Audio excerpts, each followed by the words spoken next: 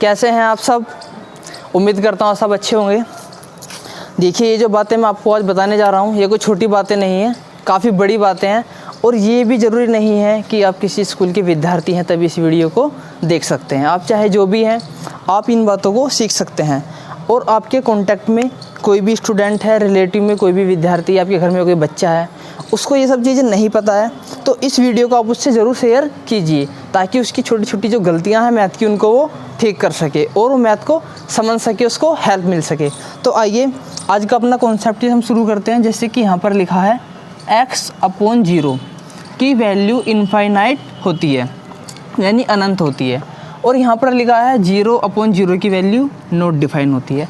इन दोनों में अंतर क्या है? देखिए, पहले इसको हम उतार लेते हैं। यहाँ पे इसने कहा कि x/0 होता है आपका इनफाइनाइट, ठीक है। सेकंड में कहा इसने कि 0/0 की वैल्यू होती है नॉट डिफाइन, यानी अपरिभाषित। दोनों में क्या अंतर है आइए देख लेते हैं। देखिए, यहाँ पर x/0 ये कंडीशन है। यदि नीचे 0 आता है और ऊपर ज़रूरी नहीं है कि आपका x ही आता है, ऊपर कुछ भी आ सकता है, x, y, z, a b c d से लेकर z तक कुछ भी आ सकता है। ऐसे ही आपका 1 2 3 4 आगे इनफाइनाइट, यानी 1 से लेकर इनफाइनाइट। इनफाइनाइट क्या होता है? जैसे कि 1 2 3 होते हैं, 1 2 3 1 से स्टार्ट होते हैं और आपके इनफाइनाइट तक हम इनको ले जा सकते हैं, यानी अनंत तक। अभी इनकी कोई भी एंडिंग नहीं है, आपके अंदर जितनी हिम्मत है इनको वहाँ तक लिख सकते हैं। ऐसे ही यहाँ पर हम 1 से लेकर इनफाइनाइट यानी अनंत तक, जहाँ तक आपकी इच्छा करती है आप कुछ भी लिखेंगे, आंसर आपका क्या बनेगा? इनफाइनाइट। सपोज करो मैं यहाँ पे लिखता हूँ 5/0, तो आंसर क्या आएगा? इनफाइनाइट। एक छोटी सी कंडीशन ये आती है कि अगर नीचे भी 0 है और ऊपर भी 0 है तो आंसर बनता है नॉट डिफाइन, अपरिभाषित। केवल छोटी सी कंडीशन है, अगर यहाँ पर 0 बनता है तो आंसर क्या हो जाएगा? नॉट डिफाइन, यानी डिफाइन नहीं कर सकते। बाकी 0 के अलावा यहाँ पर कुछ भी लिखा हो, ABCD XYZ NM कुछ भी लिखा हो, 1 2 3 4 5 कहीं तक भी कुछ भी लिखा हो और नीचे 0 है, आंसर आ जाएगा आपका इनफाइनाइट। अब ये आता कैसे है इसको समझ लेते हैं। धीमे धीमे सूरज छिप रहा है और खुले आसमान के नीचे ये वीडियो हम शूट कर रहे हैं, ठीक है।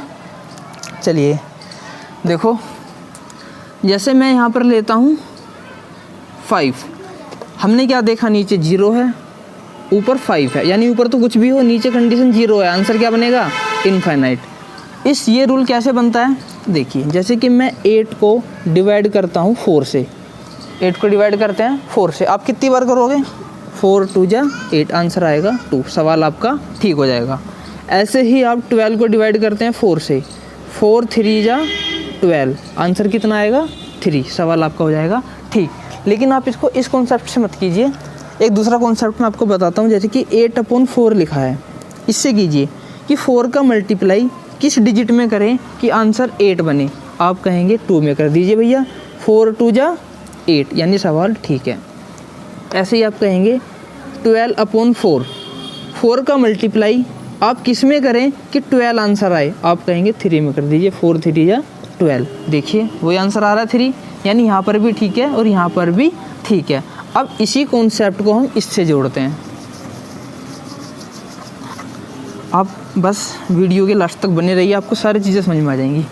देखो, जैसे कि यहाँ पर लिखा है 5/0, तो मैं आपसे पूछता हूँ, आप ही मुझे बताइए कि 0 का मल्टीप्लाई किस डिजिट में करें कि आंसर 5 आ जाए? आज तक भी ऐसी कोई डिजिट बनी नहीं है कि 0 का मल्टीप्लाई उसमें करें और आपका आंसर 5 आ जाए। कोई भी डिजिट ऐसी नहीं बनी है, तो आंसर क्या आएगा? इनफाइनाइट। यानी हमें पता ही नहीं है वो कौन सी डिजिट है, हम बता ही नहीं सकते हैं, ठीक है। तो आंसर क्या आएगा? इनफाइनाइट। ऐसे ही यहाँ पर अगर मैं लिख देता हूँ x/0, अब आप मुझे ये बताइए 0 का मल्टीप्लाई किस में करें कि आंसर x बने? आप कहेंगे पता ही नहीं भैया, ऐसी कोई डिजिट ही नहीं, आंसर क्या आएगा? इनफाइनाइट। आ रहा है समझ में? चलिए मैं एक एग्जांपल और ले लेते हैं छोटा सा। कहीं पर लिखा है 10/0,